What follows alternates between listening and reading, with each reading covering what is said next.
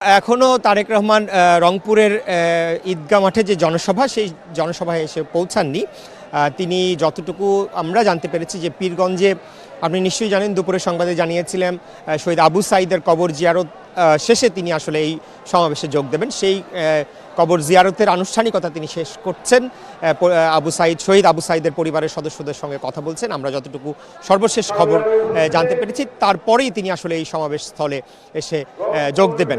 আপনাকে জানাতে চাই তারেক রহমান এখানে নির্ধারিত সময় কিন্তু যেটি নির্ধারণ করা হয়েছে এই সমাবেশের সেটি হচ্ছে বাদ জুম্মা অর্থাৎ ৩টার দিকে সময় নির্ধারণ করা হয়েছে, কিন্তু ১২টা থেকেই এই রংপুরের ঐতিহাসিক ঈদগাহ মাঠ যেটি রয়েছে সেই ঈদগাহ মাঠে হাজার হাজার জনগণ, হাজার হাজার বিএনপি নেতাকর্মী, সাধারণ মানুষ এসে উপস্থিত হয়েছেন।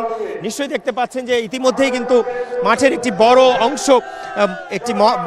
বড় অংশ কিন্তু বিএনপি নেতাকর্মী, সাধারণ মানুষ, উপস্থিত জনতায় উপস্থিতিতে ভরে গেছে এবং রংপুরের বিভিন্ন প্রান্ত থেকে তারা এসছেন। রংপুরের যে সংসদীয় আসনগুলো রয়েছে, 6টি সংসদীয় আসন রয়েছে, সেই সংসদীয় আসন থেকে বিএনপির যারা ধানের শীষের প্রার্থী হয়েছেন তারা এবং তাদের নেতৃত্বেই মূলত এখানে নেতাকর্মীরা উপস্থিত হয়েছেন। আপনি নিশ্চয়ই জানেন যে রংপুর কিন্তু একসময় জাতীয় পার্টির ঘাঁটি হিসেবে উল্লেখ করা হয়।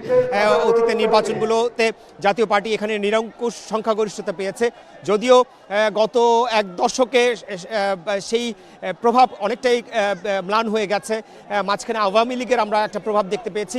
সেই 24-এর গণঅভ্যুত্থানের পর আওয়ামী লীগের পতন এবং শেখ হাসিনার পালিয়ে যাওয়ার পরে এখন এই রংপুরের এই জনসভা, এবারের যে জনসভা জাতীয় নির্বাচনকে সামনে রেখে অত্যন্ত গুরুত্বপূর্ণ ধরা হচ্ছে বিএনপি নেতাকর্মীদের জন্য।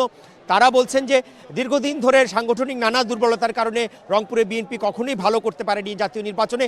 তারেক রহমান দেশে ফেরার পরে তাকে নিয়ে সারা বাংলাদেশে যে উন্মাদনার সৃষ্টি হয়েছে, রংপুরের মানুষের মধ্যে যে উন্মাদনার সৃষ্টি হয়েছে, আগ্রহের সৃষ্টি হয়েছে, তারা আশা করছেন সেই উন্মাদনা আগ্রহকে কাজে লাগিয়ে এবারে নির্বাচনে ধানের শীষ এখানে ব্যাপক একটা ভালো রেজাল্ট করবে এবং 6টি সংসদীয় আসনে তারা আশা করছেন যে 6টিতেই বিএনপি নেতাকর্মীরা আশা করছেন যে 6টিতেই তারা বিজয়ী অর্জন করে তারা ঘরে ফিরতে পারবেন, এমনটাই প্রত্যাশা করছেন এবং তারেক রহমানের এই আজকের এই জনসভা এক্ষেত্রে একটি গুরুত্বপূর্ণ ভূমিকা পালন করবেন বলে তারা মনে করছেন।